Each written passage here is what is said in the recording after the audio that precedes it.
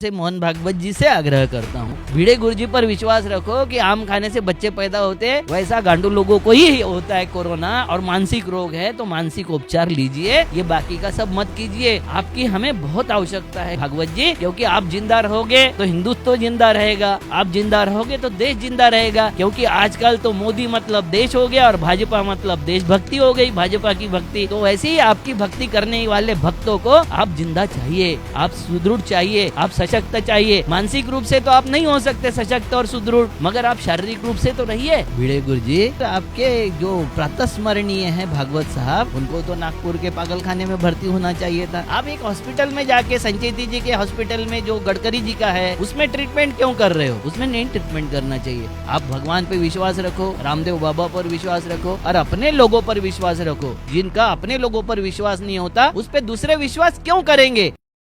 नमस्कार। आपको पता होगा हमारे महाराष्ट्र में एक मनोहर कुलकर्णी नाम का व्यक्ति है, उसने खुद का नाम रखा है भिड़े गुरुजी।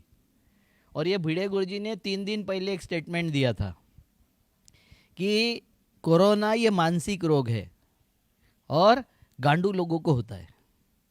अब मैं ये पूछना चाहता हूँ कि ये तो 2 बार अमित शाह को भी हुआ था, एक बार ये आपके फडणवीस को भी हुआ है और अभी आपके प्रातस्मरणीय मोहन भागवत जी को हुआ है। तो आप मुझे बताइए भिड़े गुरुजी, आपने ये किसको कहा था, किसके लिए कहा था? और मानसिक रोग है तो फिर आपके जो प्रातस्मरणीय है भागवत साहब, उनको तो मानसिक उपचार मिलना चाहिए था, उनको तो नागपुर के पागलखाने में भर्ती होना चाहिए था। क्योंकि क्रियाकलाप भी वैसे ही है आप लोगों के। आपका अनुषंगिक संगठन भी है, आरएसएस का अनुषंगिक संगठन है, अनैतिक संगठन भी है। तो आपने ये फोर्स क्यों नहीं किया? आप तो सबको फोर्स करते हो कि ये करना चाहिए, मूर्ख लोग है तुम मैंने गाली दे के बात करते हो। मैं नहीं गाली दूंगा, आपके जैसी गाली मैं नहीं दूंगा, क्योंकि थोड़ी सी सभ्यता मैं रखता हूँ, इसमें सारे लोग देखेंगे। मगर आपने जो बोला था उसको अभी क्रियान्वय करने की जरूरत है कि इनको गांडू घोषित करो आप, और उसके बाद में ये भी घोषित करो कि इनको दवाखाने में नहीं ट्रीटमेंट मिलना चाहिए, इनको पागलखाने में ट्रीटमेंट मिलना चाहिए, क्योंकि मानसिक अस्वास्थ्य के कारण इनको रोग हुआ है। और मैं विशेष तौर से मोहन भागवत जी से आग्रह करता हूँ कि आपका भगवान पे भरोसा नहीं है क्या? आप तो हमको भगवान पे भरोसा रखने के लिए ट्रेनिंग देते हो, वो आप बोलते हो भगवान के भरोसा रखो। पहले आपने एसपी जी रख लिए, ये अलग बात है, मगर आप अभी हॉस्पिटल में भी भर्ती हो गए। भगवान पे विश्वास रखो, रामदेव बाबा पर विश्वास रखो, गौमूत्र पर विश्वास रखो और उसकी ट्रीटमेंट करो। एटम बम का विस्फोट भी आपका गोबर रुका सकता है, आपके साइंटिस्ट लोगों ने बताया है। आपके साइंटिस्ट लोगों ने बताया है कि एटमिक हमने पहले ही इजाद कर लिया था, महाभारत युद्ध एटमिक से लड़ा गया था। आपने पहले बताया था आपके एक बंदे ने कि भैया वो गैस जो निकलती है वो गडर से गैस निकलती है। दूसरे एक बंदे ने बताया था, उसी बंदे ने, कि गणपति का ऑपरेशन भी हमने, गणेश जी का ऑपरेशन भी हमने उस वक्त कर लिया था। तीसरे ने बताया था कि हम लोग जो है वो इंटरनेट और उस वक्त की सारी सुविधा हमारे पास में थी।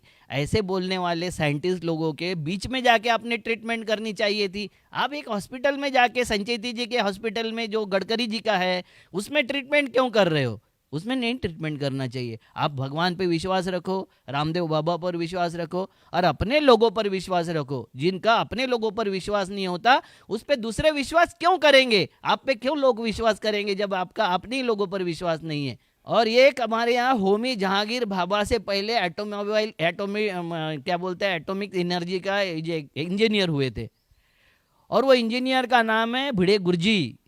और इन्होंने बताया कि इनके गार्डन के आम खाने से बच्चे पैदा होते हैं। तो इतने बड़े बड़े साइंटिस्ट आपके पास में हैं, और फिर भी आप एक हॉस्पिटल में जाते हो, आधुनिक चिकित्सा के इसमें जाते हो।